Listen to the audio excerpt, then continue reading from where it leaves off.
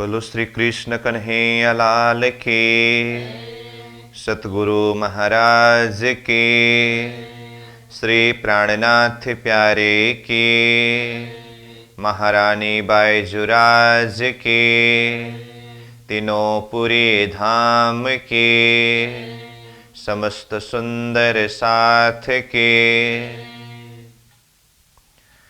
पूर्ण ब्रह्म श्री कृष्ण जय सच्चिदानंद। पूर्ण ब्रह्म श्री कृष्ण जय सच्चिदानंद। परम धाम की भूमि का आनंद है आनंद। परम धाम की भूमि का आनंद है आनंद। श्री प्राणनाथ निज मूलपति, श्री मेहराज सुनाम। तेज कुंवरी श्यामा जुगल को, पल पल करो प्रणाम। तेज कुंवरी श्यामा जुगल को, पल पल करो प्रणाम प्रणाम। उपस्थित संपूर्ण सुंदर साह जी, साधक एवं साधिकाएं, चर्चनी प्रशिक्षण सत्र का आज हम 82वां दिवस के पावन बैठक में उपस्थित हुए हैं।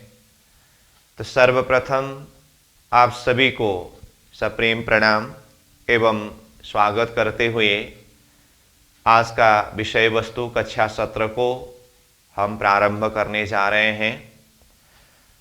तो आज का हमारा विषय प्रसंग है आठों सागर के रहस्यमय वास्तविकता, यानी कि रंग परिवर्तन का प्रसंग।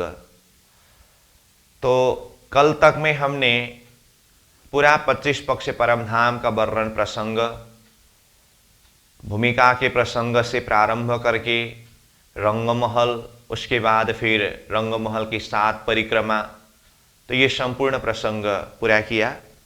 और यहाँ वृत्ति में ही 8 सागर का भी वर्णन होने के पश्चात, जैसे कि कहा, ये पेज नंबर 208 में आठों सागर की रहस्यमय वास्तविकता करके ये विषय शीर्षक है।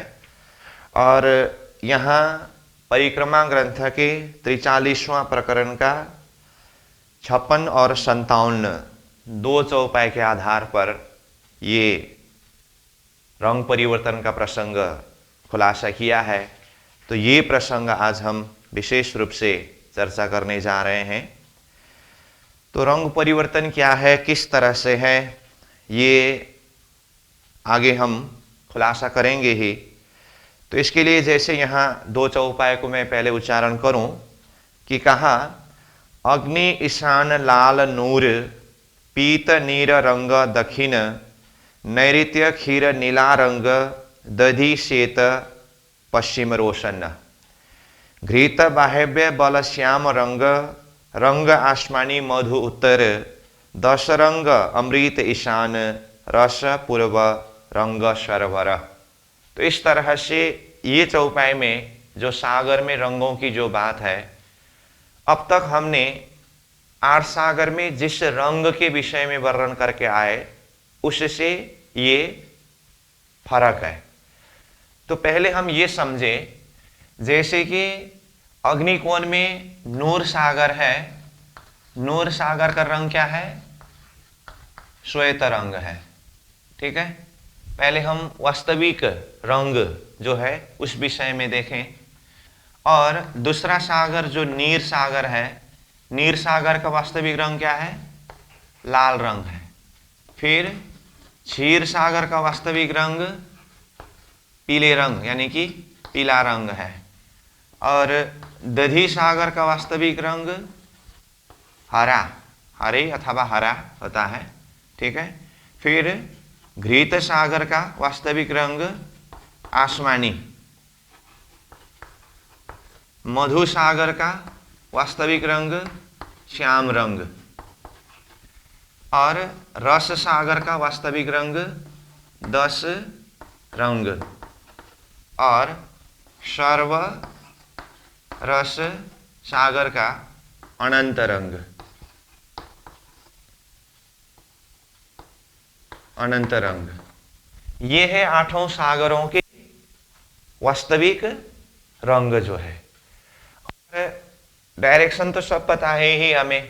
अग्निकोण में नूर सागर, फिर नीर सागर दक्षिण दिशा में, क्षीर सागर नैऋत्य कोण में, फिर दधि सागर पश्चिम दिशा में, घृत सागर वायव्य कोण में, मधु सागर उत्तर दिशा में, रस सागर ईशान कोण में, सर्वरस सागर पूर्व दिशा में। अब यहां जिस चौपाई के विषय में हम बात कर रहे हैं, अब ये चौपाई के आधार पर रंगों के विषय में क्या बताया, देखिए।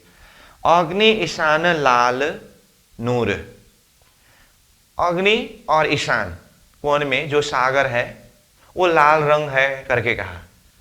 तो इसमें भी जैसे देखिए, अग्नि कोण में नूर सागर है और ईशान कोण में रस सागर है। तो नूर सागर ये, इसमें कौन सा रंग बोला, लाल।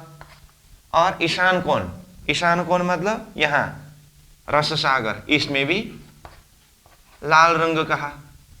मैं चौपाई के हिसाब से बोल रहा हूं, ठीक है। अग्नि ईशान लाल नूर।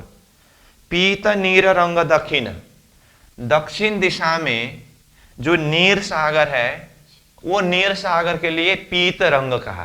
पीत मतलब पीला, तो ये नीर सागर में पीला रंग बताया, पीला।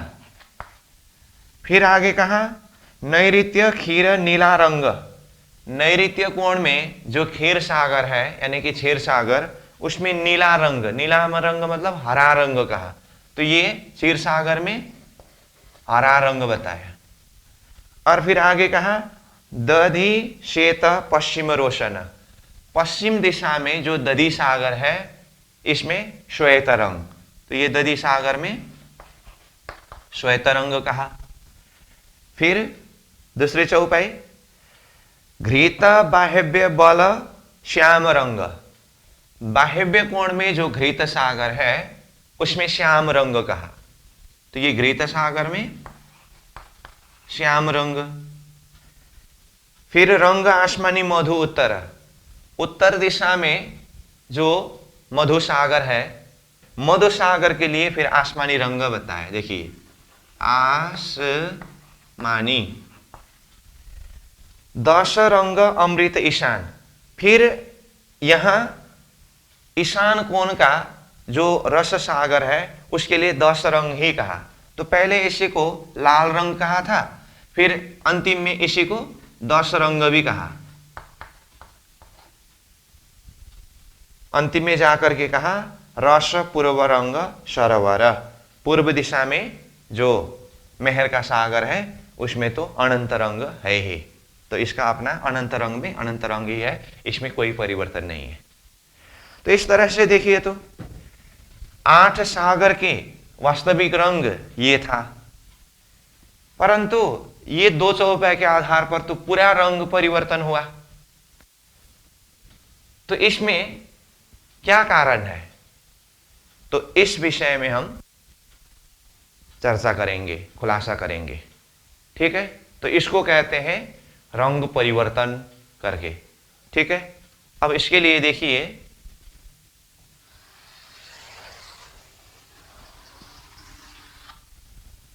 ये पूरा परम धाम के सबसे बाहर का किनार ये बड़ी रांग है, ठीक है। तो ये 8 सागर पहले तो बड़ी रांग में समझना है। तो इसीलिए यहां देखिए ये अग्निकोण में नूर सागर, नूर सागर, और इसका वास्तविक रंग क्या है, श्वेत रंग। वहां पर भी लिख दिया हूं, लेकिन यहां सागर के साथ में ये रंग भी बता रहा हूं। और ये है दक्षिण दिशा, तो दक्षिण दिशा में नीर सागर, तो नीर सागर का अपना वास्तविक रंग क्या है, लाल रंग है। फिर ये नैऋत्य कोण जहां क्षीर सागर है, क्षीर सागर का रंग पीला है। और पश्चिम दिशा में दधि सागर, तो दधि सागर का वास्तविक रंग हरा है। और फिर ये वायव्य कोण में घृत सागर है, तो घृत सागर का वास्तविक रंग आसमानी है, आसमानी, ठीक है। फिर ये उत्तर दिशा में मधुसागर, तो मधुसागर का श्याम रंग। फिर ईशान कोण में रस सागर, इसका 10 रंग। उसके बाद फिर पूर्व दिशा में सर्व रस सागर जो है, इसका अनंत रंग है। ये है 8 दिशा में 8 सागर और इसका वास्तविक रंग। और यही 8 सागर यहां मूल मिलावा के अंदर देखें तो मूल मिलावा के अंदर बातुनी सागर में नूर सागर का बातुनी जोश का सागर, नीर सागर का बातुनी शोभा का सागर, क्षीर सागर का बातुनी एक दिली का सागर, दधी सागर का बातुनी श्रृंगार का सागर, घृत सागर का बातुनी इश्क का सागर, मधु सागर का बातुनी इलम का सागर, रस सागर का बातुनी निस्वत का सागर और सर्वरस सागर का बातुनी मेहर का सागर। ठीक है, तो ये भी हमने पहले भी चर्चा किया है, तो मूल मिलाव के अंदर के बातुनी सागर की बात। तो यहां रंग परिवर्तन की प्रसंग में ये बड़िरांग के सागर के साथ में विशेष करके संबंध रखता है ये मूल मिलावा के अंदर के बातुनी सागर। ठीक है, तो इसीलिए यहां मूल मिलाव के अंदर के बातुनी सागर के हिसाब से विशेष रूप से समझना होगा। तो अब देखिए इसका प्रसंग, ये पूरा महाकारण लीला से लेकर के सृष्टि के कारण, फिर यहां आत्माओं के सृष्टि में आना, फिर यहां से आत्मा जागृत होना और परमधाम मूल मिलाव में श्रीराज जी के चरण शरण तक पहुंचना, ये सारा प्रसंग यही सागरों में रंग परिवर्तन के प्रसंग के अंदर ही आधारित है। अब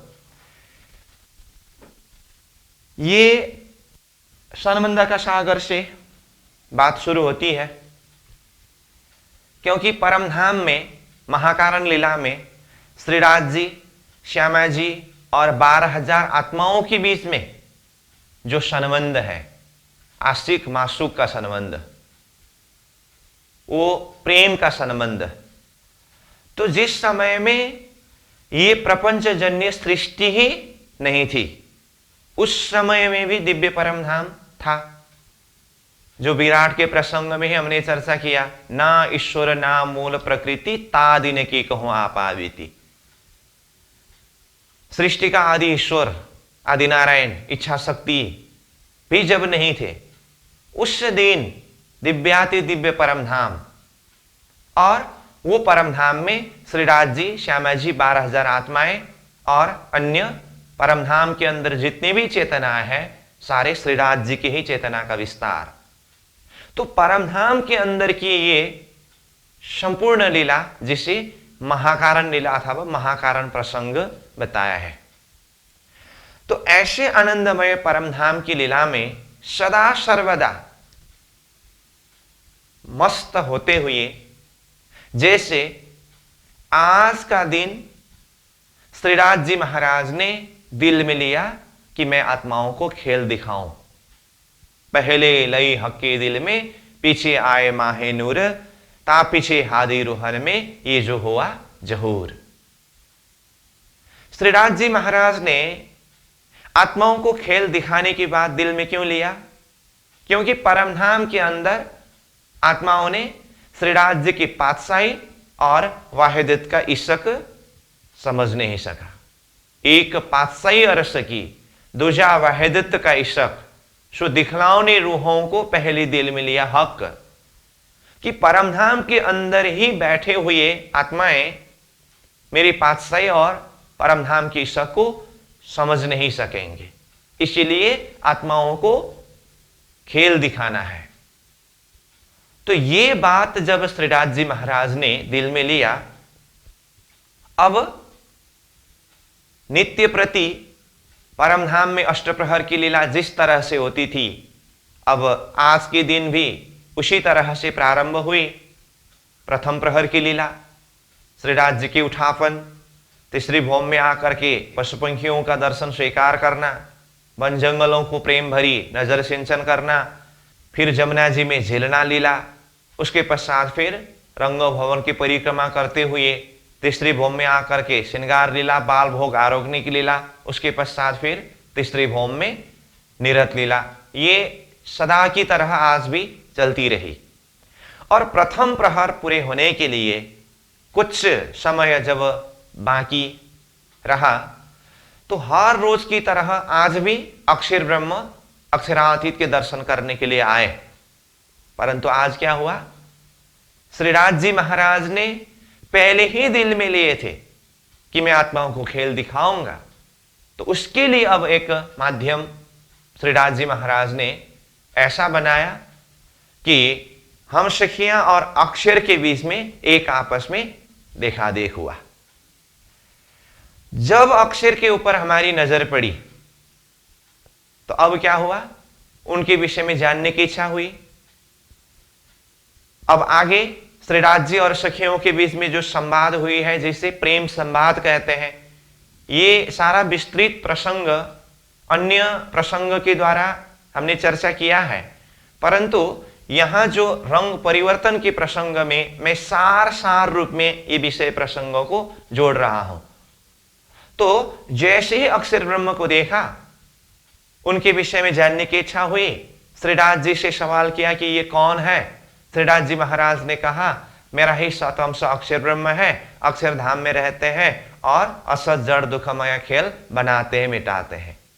जैसे ही खेल के विषय की बात सखियों ने सुना, अब सखियों के हृदय के अंदर खेल देखने की इच्छा हुई। अब श्रीराज जी महाराज के साथ में खेल देखने के लिए मांग किया। श्रीराज जी महाराज ने मना किया कि सखियां खेल मत देखो, ये भुलनमय खेल है, असत जड़ दुखमय है, अपने आप को भूलोगे, धनी को भूलोगे, धाम को भूलोगे। परंतु सखियां मानने के लिए तैयार नहीं हुए। अब देखिए, यहां से संबंध बिगड़ गया, मतलब संबंध में अब हलचल हुआ। तो देखिए, तो ये आठों सागरों में से संबंध का सागर ये रस सागर है। रस सागर का बातुनी सागर संबंध का सागर है ना।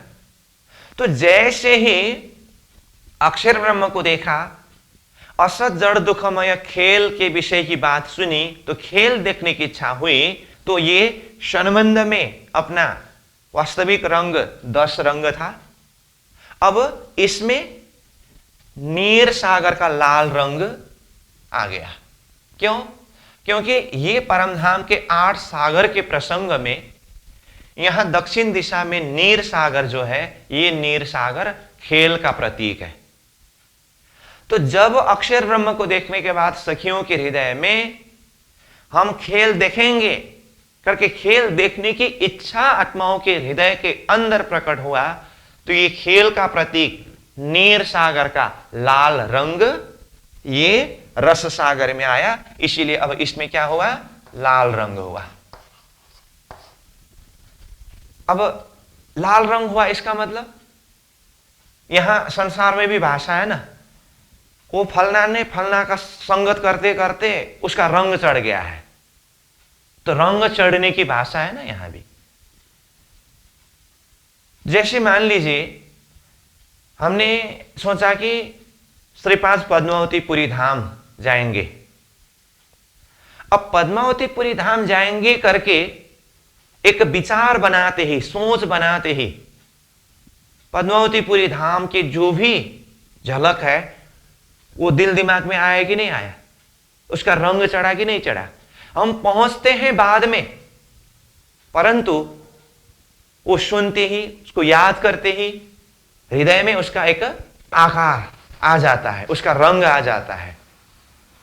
इसी तरह से जब परमधाम के वास्तविक संबंध में बैठे हुए आत्माएं अक्षर ब्रह्म के खेल देखेंगे करके खेल के विषय में सोचने लगे, तो खेल का प्रतीक नीर सागर का रंग पहले ही संबंध का सागर रस सागर में चढ़ गया, जिसके कारण अब संबंध का जो 10 रंग था ना, क्योंकि संबंध 10 तरफ से मतलब हर तरफ से होते हैं, तो इसमें अब खेल का रंग चढ़ गया, जिसका प्रतिफल आत्माएं यहां खेल में आ गए।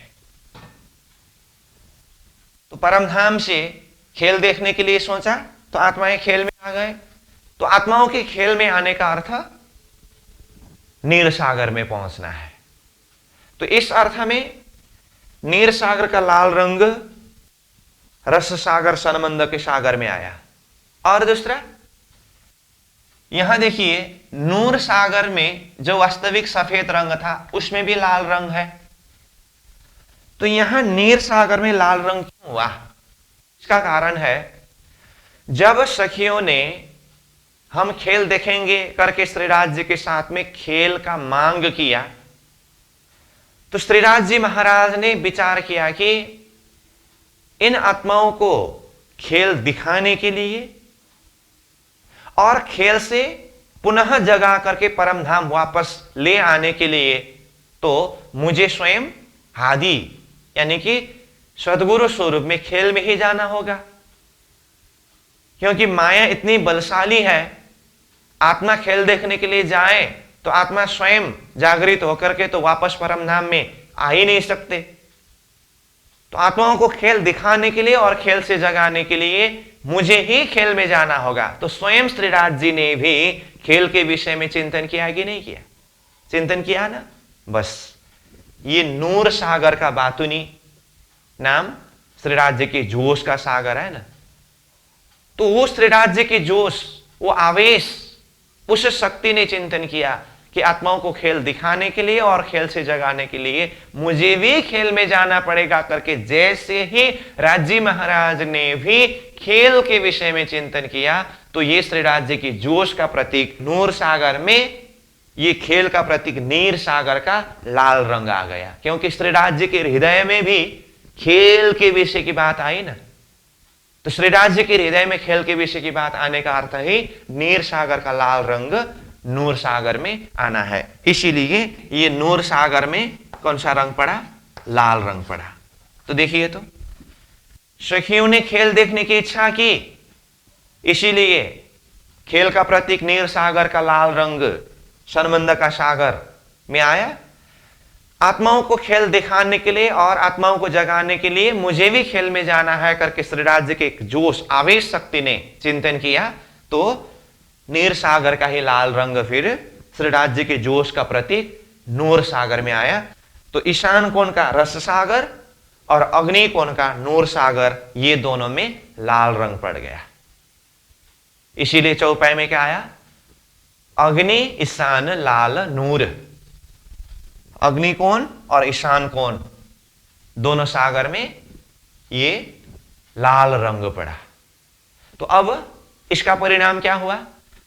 आत्मा भी परमधाम से खेल में आ गए और श्रीराज जी महाराज भी आत्माओं को खेल दिखाने के लिए और खेल से जगाने के लिए खेल में आ गए। तो अब यहां खेल में अपने आप को पाना है। तो इसके लिए थोड़ा सा मैं ऐसे भी बता देता हूं, जैसे ये नीर सागर का लाल रंग था, यहां रस सागर में गया। और ऐसे ही श्रीराज जी महाराज ने जब खेल के विषय में चिंतन किया तो यही नीर सागर का लाल रंग नूर सागर में भी गया। अब फिर इसी को दूसरी तरफ भी लाइन खींच देता हूं। परमधाम से आत्माएं खेल देखने के लिए नीर सागर में आए, श्रीराज जी महाराज आत्माओं को जगाने के लिए खेल रूपी नीर सागर में आए। तो ये एक एरो है रंग जाने का, दूसरा एरो है आत्माएं आने का। एक एरो है रंग जाने का, दूसरा एरो है श्रीराज जी महाराज के आवेश शक्ति हादी यानी कि सदगुरु स्वरूप में खेल में आने का। अब हम पहुंचे नीर सागर में यानी कि खेल में। अब यहां खेल में आने के बाद आत्मा तो भूल गए, परंतु स्वयं श्रीराज जी हादी बनकर के आए तो तारतम ज्ञान के माध्यम से आत्माओं को जागृत कराते हुए ये समझ दिया कि हे आत्माओं, परमधाम जाने के लिए अथवा परम धाम को प्राप्त करने के लिए पहले आत्माओं में एक दिली भाव होनी चाहिए। जैसे देह दृष्टि से देखेंगे तो अलग अलग है। देह दृष्टि को छोड़ करके आत्मा दृष्टि को जागृत कराना होगा और वो आत्मा भाव में जागृत होना होगा। जैसे कि प्राणनाथ जी ने कहा, आत्म सहुनी एक ज दिशे जुज बीते दिशे देह। देह अलग अलग है परंतु आत्मा एक ही है, जो परमात्मा का अंश स्वरूप आत्मा है। तो वो आत्मा के रूप में अपने आप को पाकर के ये आत्मा समूह एक दिली भाव में जागृत होना होता है करके। जब यहां खेल से सभी आत्माओं को एक दिली होने के विषय में समझाया, तो अब देखिए एक दिली का सागर, क्षीर सागर का बातूनी नाम क्या है? एक दिली का सागर है ना। तो ये एक दिली का सागर का रंग ये नीर सागर में आया। क्यों? नीर सागर रूपी खेल में बैठे बैठे एक दिली होने के विषय में चिंतन किया, तो एक दिली का सागर क्षीर सागर का पीला रंग नीर सागर में आया, इसीलिए ये नीर सागर में पीला रंग हुआ। जैसे कि पहले ही कहा, जिसका चिंतन करते हैं पहला उसका रंग आ जाता है, उसका असर पड़ता है, उसके बाद ही आत्मा वहां तक पहुंचते हैं। तो यहां खेल में बैठे बैठे एक दिली होने के विषय में सदगुरु स्वरूप धनी ने बताया। तो आत्माओं के हृदय में ये एक दिली का सागर पीला रंग नीर सागर में आया, इस अर्थ में ये नीर सागर का रंग पीला हुआ। तो जैसे ही पीला रंग आत्माओं के हृदय में चढ़ गया तो आत्मा पहुंच गई क्षीर सागर यानी कि एक दिली के सागर में। इसलिए इसमें भी देखिए ये क्षीर सागर का पीला रंग नीर सागर में आया, ठीक है। इसीलिए ये रंग आने के विषय में, तो जैसे ही रंग आत्माओं के हृदय में चढ़ा एक दिली का रंग, तो आत्मा पहुंच गई नीर सागर से क्षीर सागर में, एक दिली का सागर में। कहने का अर्थ आत्मा ऐसे जागृत हो गए कि बस आत्ममय भाव में ही तटस्थ है। यहां देह दृष्टि की कोई बात ही नहीं है, आत्मदृष्टि आत्मा भाव। जैसे कि कहा आत्म सहुनी एक जदिसे, शास्त्रीय शब्द के द्वारा भी चिंतन करें। ममई वांसु जीव लोके जीव भूत सनातन ईश्वर सर्वभूतानाम हृदय से अर्जुन तिष्ठति ईशावास्यमिदम सर्वम यत्किंच जगत्याम जगत। यानी कि इन सारे सूत्रों के द्वारा ही बताया है कि परमात्मा की अंश शक्ति ही जीव के रूप में ये सृष्टि के अंदर व्यापक हुआ है और ये सब एक है। जिस तरह से सूर्य का जो प्रकाश सारे धरती को प्रकाशित करते हैं, तो ये प्रकाश अथवा सूर्य का किरण जो है एक है, सबके अंदर वो एक ही तेज एक ही प्रकाश है। ऐसे ही परमात्मा के ही तेज, परमात्मा के ही अंश स्वरूप ये आत्मा, आत्म सहुनी एक जदिसे, ये बिल्कुल आत्मामय भाव में तटस्थ होना, ये आत्मा एक दिली के सागर क्षीर सागर में पहुंचना है। तो आत्मा एक दिली हो गए, क्षीर सागर में पहुंच गए, ठीक है। अब आत्मा एक दिली हो गए मतलब क्षीर सागर में तो पहुंचे। अब फिर क्षीर सागर रूपी एक दिली के सागर में बैठ करके आत्मा चिंतन करने लगे। किसके? आत्मा के प्रियतम धनी परमात्मा श्रीराज जी महाराज, श्यामा जी महारानी जुगल स्वरूप है। आत्मा का एकमात्र आधार जुगल स्वरूप श्रीराज जी श्यामा जी है ना, जो परम धाम मूल मिलावा के सिंहासन में विराजे हैं। तो सब आत्मा एकात्म भाव से जुगल स्वरूप के चिंतन करने लगे, उनके श्रृंगार का चिंतन करने लगे। तो देखिए ये दधी सागर का बातुनी नाम क्या है?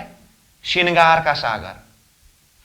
तो एक दिली भाव से श्री राज्य के स्वरूप श्रृंगार का चिंतन करने लगे, सदगुरु के इलम के द्वारा ये स्वरूप का चिंतन करने के लिए कहा। तो ये स्वरूप के चिंतन के विषय की जब बात एक दिल्ली के सागर में बैठे बैठे हुई, तो ये श्री राज्य की श्रृंगार का सागर, दधी सागर, जिसका रंग हरा रंग था, ये रंग ये एक दिल्ली के सागर में आ गया। इसीलिए ये क्षीर सागर का रंग हरा हुआ। हरा क्यों हुआ? श्रृंगार का सागर का रंग क्षीर सागर में आया, इसीलिए ये क्षीर सागर हरा रंग का हुआ। और जैसे ही ये रंग चढ़ गया, आत्मा पहुंच गई दधी सागर में, यानी कि श्रृंगार के सागर में। अब आत्मा बिल्कुल ही अंतरात्मा भाव से चिंतन के द्वारा श्री राज्य की स्वरूप, श्री राज्य की श्रृंगार के चिंतन में, दर्शन में ही मगन होने लगे। तो श्री राज्य के स्वरूप श्रृंगार के चिंतन में, दर्शन में मगन होना, बस ये आत्मा की दधी सागर, जुगल स्वरूप की श्रृंगार के सागर में पहुंचने की स्थिति है। ठीक है यहां तक। अब दधी सागर तक पहुंचते समय तो चिंतन के द्वारा आत्मा तटस्थ हुए, परंतु पहुंचना है कहां? श्री राज्य के हृदय तक पहुंचना है, अथवा श्री राज्य के साथ में परात्मा स्वरूप में उठना है। अभी तो ये आत्मिक चिंतन की यात्रा चल रही है ना, आत्मिक चिंतन के एक अवस्था की बात है। दधी सागर में पहुंचे तो अब पहुंचना है मेहर सागर तक, कृपा के सागर तक। अब जैसे ही ये दधी सागर में बैठे बैठे, फिर आत्मा ईश्वर के सागर, घृत सागर है ना, घृत सागर का बातुनी नाम ईश्वर का सागर है, ईश्वर का सागर का चिंतन करने लगे। क्योंकि परमात्मा श्री राज्य के चरण शरण तक पहुंचने के लिए, अथवा श्री राज्य की प्राप्ति करने के लिए ईश्वर चाहिए। इस हिसाब से ईश्वर के सागर के विषय में चिंतन करने लगे। तो आगे के क्रम के हिसाब से हो तो ईश्वर के सागर के विषय में चिंतन करते ही ये ईश्वर का सागर यानी कि घृत सागर का आसमानी रंग दधी सागर में आना चाहिए था, और आत्मा ईश्वर के सागर में पहुंच जाना चाहिए था। लेकिन दधी सागर यानी कि ईश्वर के सागर ने प्रवेश निषेध कर दिया। मतलब घृत सागर का आसमानी रंग दधी सागर में नहीं आया। तो ईश्वर का सागर ये संकेत दे रहे हैं कि ईश्वर के सागर में की बार प्रवेश नहीं मिल सकता। तो ईश्वर के सागर में प्रवेश पाने के लिए क्या चाहिए? पहले जाओ इलम के सागर में। इलम के बिना, ज्ञान के बिना कैसे ईश्वर को प्राप्त करोगे? करके ईश्वर के सागर ने तो इलम के सागर की तरफ संकेत किया।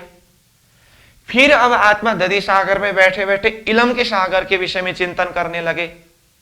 अब तो इलम का सागर का श्याम रंग यानी कि मधु सागर का बातुनी नाम इलम का सागर है, तो इलम का सागर का श्याम रंग ये दधी सागर में आना चाहिए था ना, ये भी नहीं हुआ।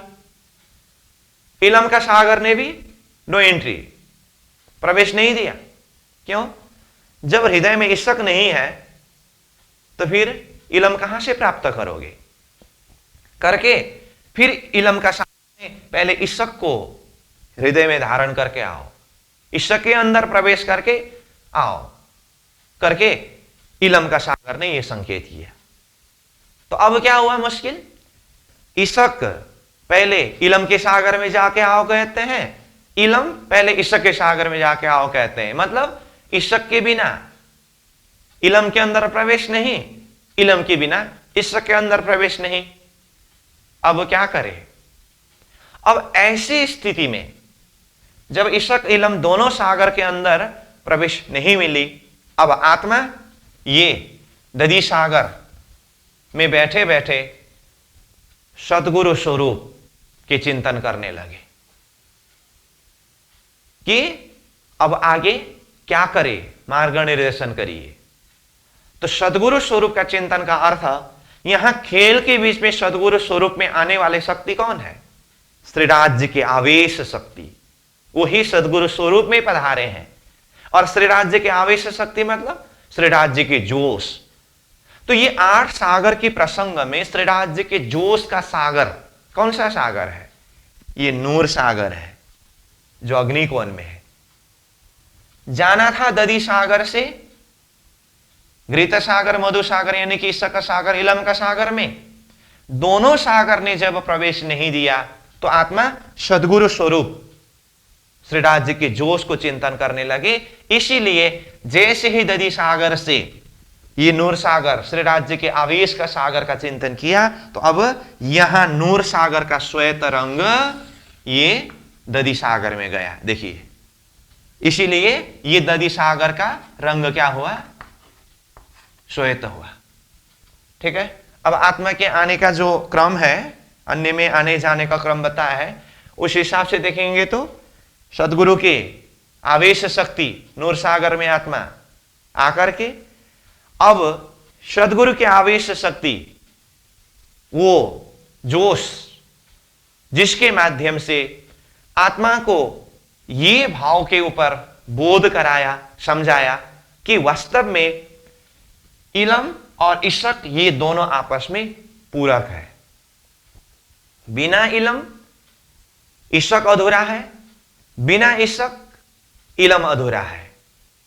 ये दोनों आपस में बिल्कुल ही पूरक है करके ईशक और इलम के आपसी संबंध और आपसी भाव की गहराई को समझाया। तो आत्मा के हृदय में जब ईशक और इलम के प्रति समभाव, ये आपस में पूरक है, ये भाव जब अंतरात्मा से दृढ़ हुआ, तुरंत क्या हुआ? ये ईशक का सागर, घृत सागर का रंग इलम का सागर में आया, इलम का सागर मधु सागर का रंग घृत सागर में आया। इसीलिए यहीं पर ये एक आपस में परिवर्तन होता है। ठीक है, एक आपस में परिवर्तन हुआ मतलब इलम का सागर का रंग श्याम रंग था, ये ईशक का सागर में आया, इसीलिए ये श्याम हुआ। और ईशक का सागर का रंग आसमानी था, ये इलम का सागर यानी कि मधु सागर में आया, इसीलिए ये आसमानी हुआ। ठीक है। अब जैसे ही ये रंग परिवर्तन हुआ, इसका मतलब अब देखिए यहां पर इतनी जल्दी से ये दधि सागर की आत्मा अब कहां प्रवेश बोले? यहां तो एक साथ में ईशक इलम के सागर में प्रवेश होता है। अन्य सागर की तरह यहां से आत्मा यहां गए करके अब फिर यहां ऐसा एरो नहीं लगा सकते।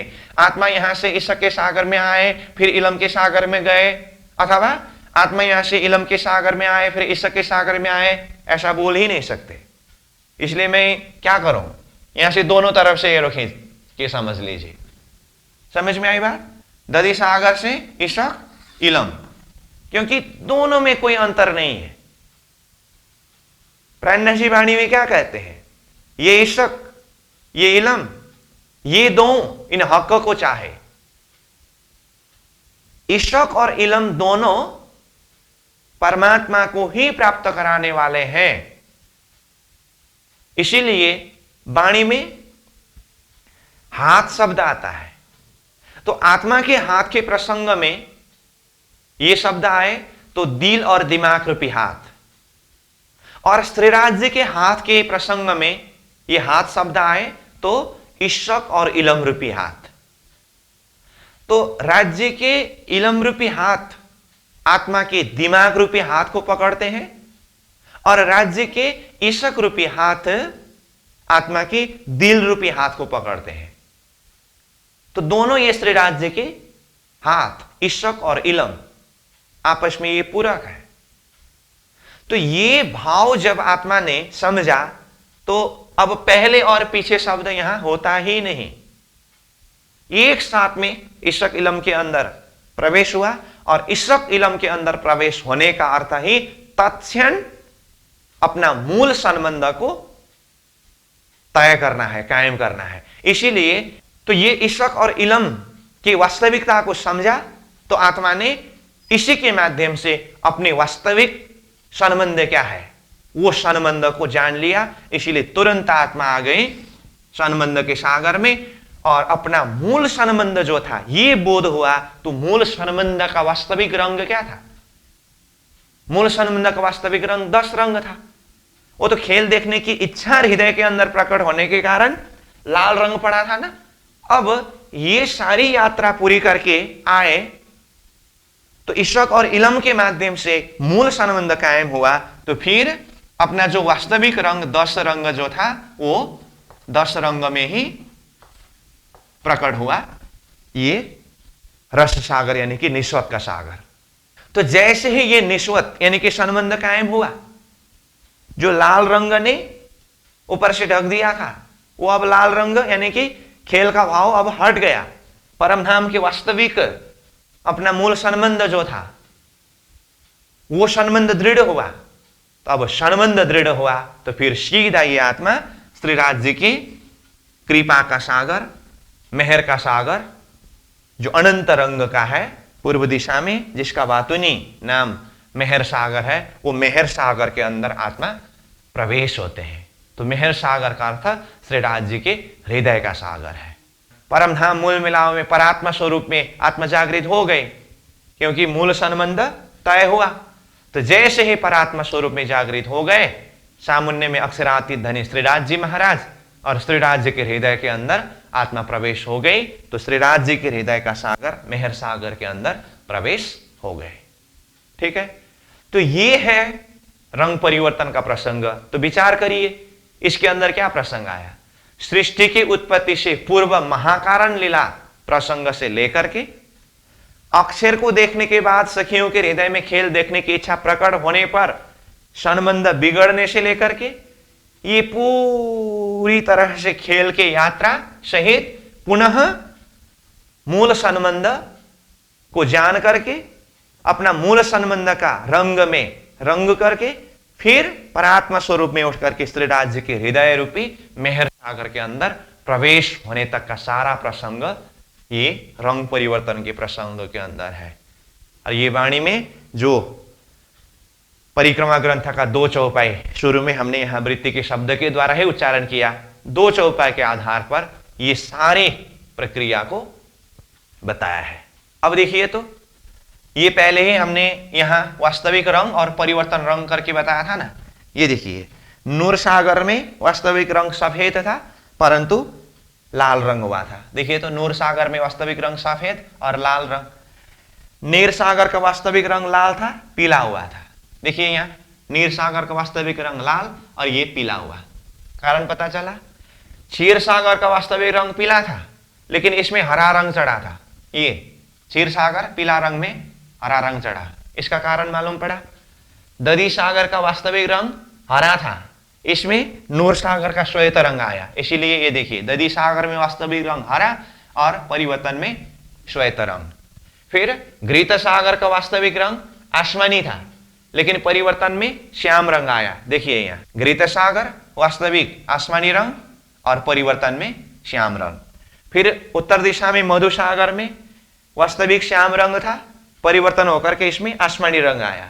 तो देखिए मधु सागर में श्याम रंग, परिवर्तन में आसमानी रंग। फिर ईशान कोण में देखिए वास्तविक रंग 10 रंग है, परिवर्तन होकर के लाल रंग हुआ, फिर परिवर्तन होकर के अपना वास्तविक रंग 10 रंग में ही आया, है ना। तो यहां देखिए, तो रस सागर में 10 रंग कहा, फिर लाल रंग कहा, फिर अंतिम में 10 रंग कहा। मतलब बीच में जो संबंध में उतार चढ़ाव हुआ था ये फिर अपना मूल संबंध में ही तटस्थ हुए। और विशेष बात देखिए, सर्वरस सागर में अनंत रंग है, इसमें न तो कहीं का रंग आया न तो यहां से कहीं रंग गया।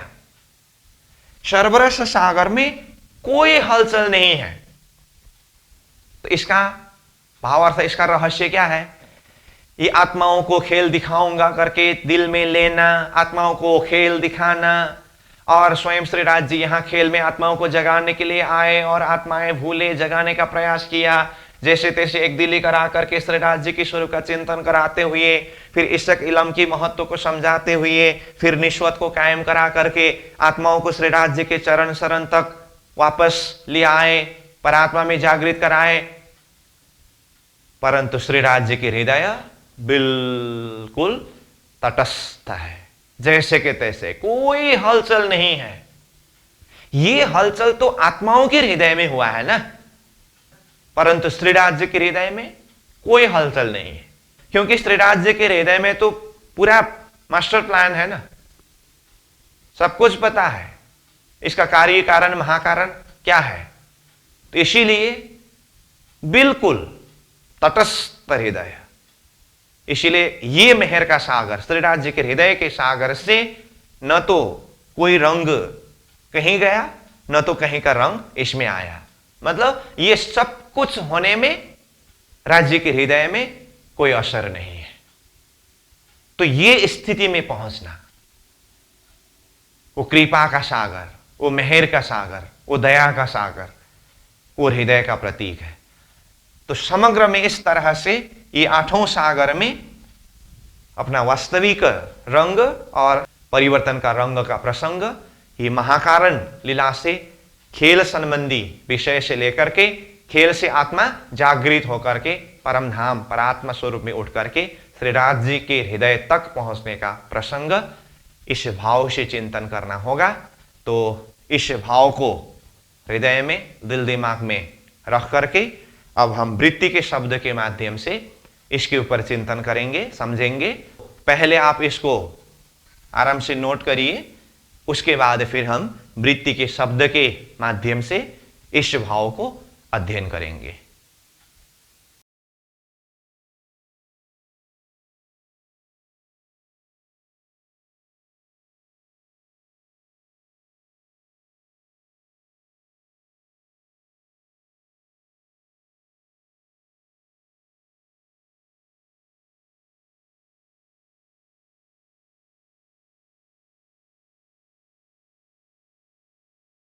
अब वृत्ति में देखिए पेज नंबर 208, आठों सागर की रहस्यमय वास्तविकता।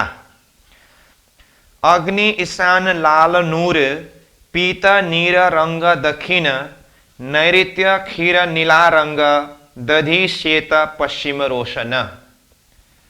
उपरोक्त चौपाई में आए चार सागरों में से अग्नि कोण तथा ईशान कोण, इन उभय कोणों के सागरों के क्रमशः वास्तविक श्वेत रंग एवं संयुक्त 10 रंगों में एक ही लाल रंग की आभा दिखाई देती है। पुनः दक्षिण दिशा में स्थित नीर सागर के वास्तविक लाल रंग में पीले रंग की आभा है। नैऋत्य कोण पर स्थित क्षीर सागर के वास्तविक पीले रंग में जिस तरह हरा रंग झलक रहा है, उसी तरह पश्चिम दिशा पर स्थित दधि सागर के वास्तविक हरे रंग में सफेद रंग की आभा झलक रही है। घृत वायव वल श्याम रंग, रंग आसमानी मधु उत्तर, 10 रंग अमृत ईशान, रस पूर्व रंग सरोवर। उसी प्रकार पश्चिम तथा उत्तर दिशा के बीच के वायव्य कोण पर स्थित घृत सागर के वास्तविक नीले यानी आसमानी रंग में श्याम रंग की आभा झलक रही है। तो उत्तर दिशा के मधु सागर के वास्तविक श्याम रंग में नीले यानी आसमानी रंग की आभा झलक रही है। जिस प्रकार ईशान कोण पर स्थित रस सागर में वास्तविक 10 रंग शोभा ले रहे हैं, उसी प्रकार पूर्व दिशा पर स्थित सर्वरस सागर में सभी रंग अपने वास्तविक रूप में अधिकाधिक रूपेण सुशोभित है। तो इस तरह से ये 2 चौपाई हुआ और 2 चौपाई का सीधा सीधा भावार्थ हुआ। अब इस तरह से सागर के रंग में परिवर्तन का कारण क्या है, आशय क्या है, इस विषय में खुलासा करके आगे बताया है। तो देखिए, परिक्रमा ग्रंथ से उद्धृत इन उभय यानी कि 2 चौपाइयों में आठों सागरों के रंग के एक दूसरे में पड़कर उनके वास्तविक रंग के परिणत होने की चर्चा हुई है। इसका वास्तविक तात्पर्य श्रीराज जी को अपनी प्रियतमा ब्रह्मात्माओं को जागने के ब्रह्मांड में आत्म जागृति से संबंधित विषय निश्चित रूप से मान्य कराना है। इन विषयों को इस प्रकार समझना चाहिए, जैसे अक्षरातीत श्री परमधाम के पूर्व तथा उत्तर दिशा के मध्य के ईशान कोण पर स्थित रस सागर 12,000 ब्रह्मात्माओं के संबंध का सागर है, जिसके वास्तविक 10 रंग कहे गए हैं, क्योंकि संबंध हमेशा सभी ओर से अथवा 10 दिशाओं से होता है। उसी प्रकार अग्नि कोण पर स्थित नूर सागर प्राण बल्लभ श्रीराज जी के जोश का सागर है, जिसका वास्तविक रंग श्वेत सफेद है। पुनः दक्षिण दिशा में उमड़ता हुआ नीर सागर ब्रह्मात्माओं की प्रकाशमयी शोभा का सागर है, इसका वास्तविक रंग लाल है। अक्षरातीत ब्रह्म प्रियाओं को जब नश्वर जगत के असत जड़ दुख रूपी नाटक देखने की इच्छा हुई, तब तत्क्षण नीर सागर का वास्तविक लाल रंग रस सागर में पड़ गया और रस सागर का रंग तुरंत ही लाल हो गया। जब प्राण प्यारे प्रियतम श्रीराज जी के जोश ने अपनी प्रियतमाओं की प्रेम पूर्वक खेल देखने की मांग को सुना, तब उस जोश ने उन्हें मनोवांछित खेल दिखाने के लिए चिंतन किया।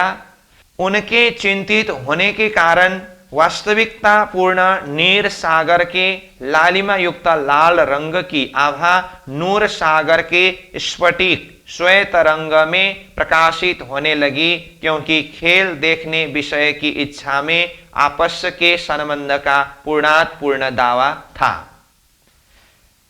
श्री धामधनी प्रियतम के जोश ने यहां जागने के ब्रह्मांड में प्रियतमा ब्रह्मात्माओं की शुरता को तारतम ज्ञान द्वारा जागृत कर प्रियतम धनी से मिलने के लिए आत्मीय दिल में एकात्म भाव, एक दिल के भाव की आवश्यकता का अवगत कराया।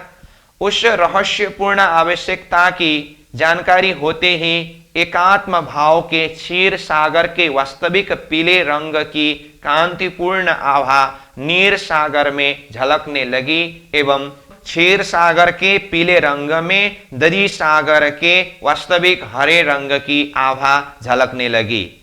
यह जागने के ब्रह्मांड में ब्रह्मात्माओं ने बेशक तारतम ज्ञान द्वारा अविकल्प समझ शहुर प्राप्त कर लिया और उन्हें इस बात का अविकल्प ज्ञान हो गया कि अपने प्रियतम से मिलने के लिए पूर्व के शाश्वत प्रेम का श्रृंगार भी आवश्यकता है, क्योंकि प्रेमास्पद प्रेम स्वरूप रसोई सह ब्रह्मवै रसः, परमात्मा स्वरूप प्रियतम के साथ मिलन प्रेम के बिना कैसे संभव हो सकता है।